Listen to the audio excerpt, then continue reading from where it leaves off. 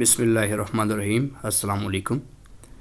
बेटा आज का हमारा जो टॉपिक होगा वो होगा इंट्रोडक्शन टू बायोलॉजी, और उसमें से मोस्ट इम्पॉर्टेंट एमसीक्यूज़ जो कि एमडी कैट के पॉइंट ऑफ व्यू से इम्पॉर्टेंट हैं उनको हम आज वन बाय वन देखते हैं। सबसे पहले दो चीज़ें आपने याद रखनी है बेटा कि किसी भी चीज़ की स्टेटमेंट को पढ़े बग़ैर आंसर लगाना सबसे बड़ी बेवकूफ़ी होती है। हम लोग क्या करते हैं कि जब स्टेटमेंट को पढ़ते हैं तो हाफ़ स्टेटमेंट पढ़ के अगर हमारी स्टेटमेंट मर्ज़ी की हो जाए तो हम उसके साथ अपने माइंड में सोच कर कोई ना कोई आंसर जो हमने पहले से पढ़ा होता है उसको फिट करके उसको टिक कर देते हैं। ये बात गलत है। ये बात याद रखिएगा कि एमडी कैट के अंदर आप जब स्टेटमेंट को पढ़ते हैं तो स्टेटमेंट को पढ़ने के बाद 2 दफ़ा उसको कम से कम पढ़ें और फिर उसका ऑप्शन अपने माइंड में सोचें, ना कि आप डायरेक्ट नीचे ऑप्शंस को देखें। ऑप्शंस को देखे बगैर आप जब माइंड में सोचेंगे तो उसके साथ कोई रिजेंबल करता हुआ अगर आपके पास ऑप्शन हुआ तो आप एलिमिनेशन मेथड से अपना ऑप्शन सही तरीके से टिक कर सकते हैं। अब जैसे कि पहली स्टेटमेंट है कि विच of the following shows the correct sequence. अब आपसे सीक्वेंस पूछा जा रहा है, ठीक है, किस चीज़ का सीक्वेंस। अगर हम नीचे अब ऑप्शंस में देखें तो यहाँ पर ऑप्शंस आपको मुख्तलिफ दिए होंगे।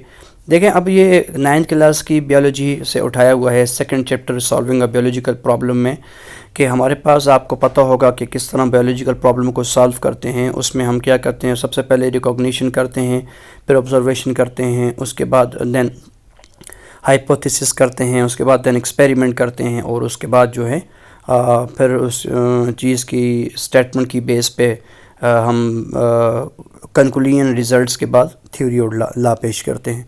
अगर हम देखें तो इसमें आप देखें तो कौन सा सीक्वेंस बिल्कुल करेक्ट आ रहा है, ठीक है।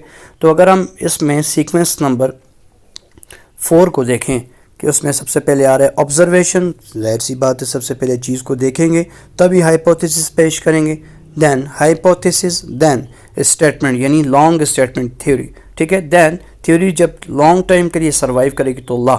So that's why correct option will be D. Next है बेटा, polio shots are an example of what type of disease control.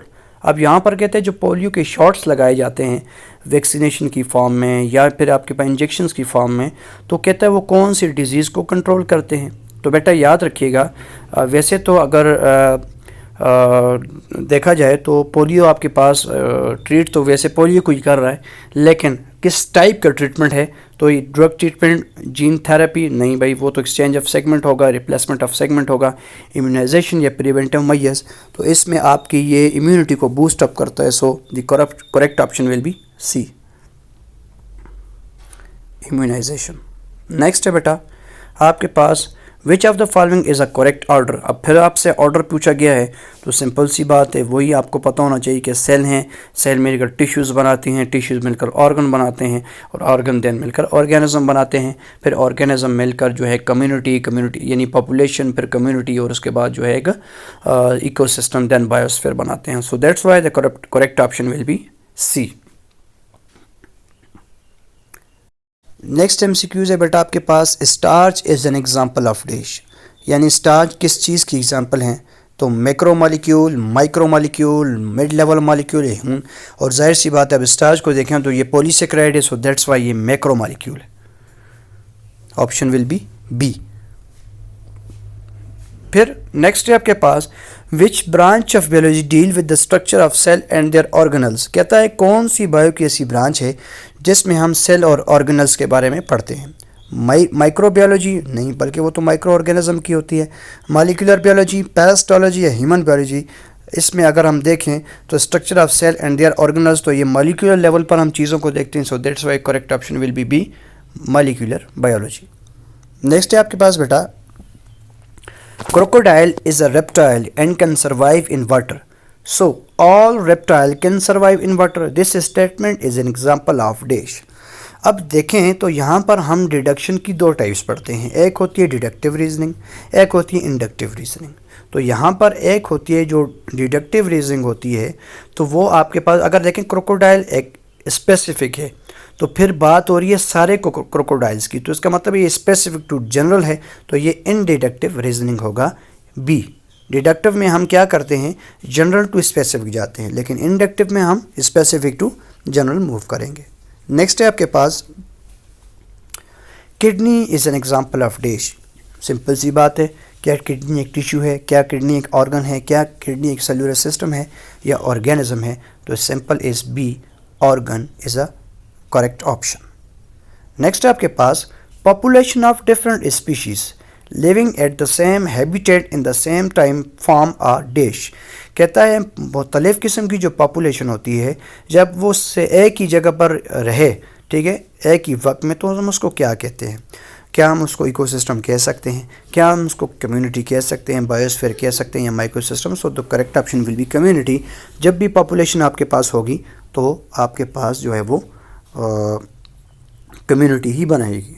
Next है आपके पास रिमूवल और degradation of pollutants by the living organism. किसी भी लिविंग ऑर्गेनिज्म जो है के ज़रिए जब हम किसी पोल्यूटेंट को एनवायरनमेंट से रिमूव करते हैं तो हम इसको क्या कहते हैं? ठीक है बेटा, याद रखिएगा, bioremediation is the correct option. Correct option will be D. Next है बेटा necessity of nutrient to a plant is tested through which of the following method. याद रखिएगा, किसी भी प्लांट के अंदर अगर न्यूट्रिएंट्स की अवेलेबिलिटी यानी उसकी नीड को चेक करना है तो हम कौन सा टेस्ट यूज़ करते हैं? तो याद रखिएगा, हम देखा जाए तो टिश्यू कल्चर में मुख्तलिफ कल्चर्स को यूज़ करते हैं, जिसमें से जो वो प्लांट की न्यूट्रिएंट अवेलेबिलिटी या नीड्स को चेक करने के लिए हम हाइड्रोपोनिक कल्चर को यूज़ करते हैं। तो correct option will be A. Next है बेटा आपके पास a tentative explanation of observation is called. ये तो आपको पता होना चाहिए कि टेम्पररी ऑब्जर्वेशन, टेम्पररी एक्सप्लेनेशन जो कि रियलिटी बेस्ड भी हो सकती है, वो फेक भी हो सकती है, वो ट्रू भी हो सकती है, वो फाल्स भी हो सकती है, वो नल हाइपोथेसिस भी हो सकता है, वो ट्रू हाइपोथेसिस भी हो सकता है। So that's why the correct option will be B, hypothesis.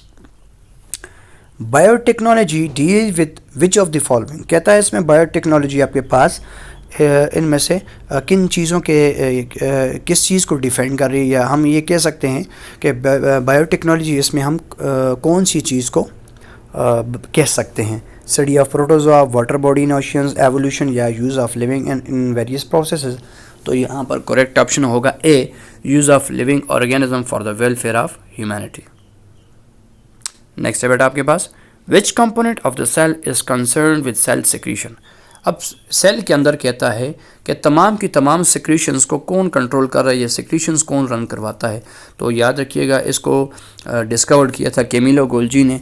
तो यहाँ पर इसको 3 फॉर्म्स के अंदर आपको सेल के अंदर ये मिलेंगे, वेजिकल्स की फॉर्म में मिलेंगे, कम्प्लेक्स की फॉर्म में मिलेंगे, या गोल्जी बॉडीज़ की फॉर्म में मिलेंगे। तो यहाँ पर इसके करेक्ट ऑप्शन होगा गोल्जी कम्प्लेक्स, बी। नेक्स्ट है आपके पास the production of genetically identical copies of organism by asexual reproduction. ठीक है, तो एसेक्सुअल रिप्रोडक्शन यानी आप किसी भी इंडिविजुअल की जब आइडेंटिकल कॉपीज़ बनाते हैं किसी भी जानदार की, तो हम उसके लिए उस मेथड को क्या कहते हैं? ठीक है, तो बेटा इस मेथड को हम कहते हैं क्लोनिंग, बी। नेक्स्ट है बेटा which of the following is the most accurate definition of population. ठीक है, तो यहाँ पर most accurate definition of population will be होगी C, a group of organism of the same species living in the same place at the same time.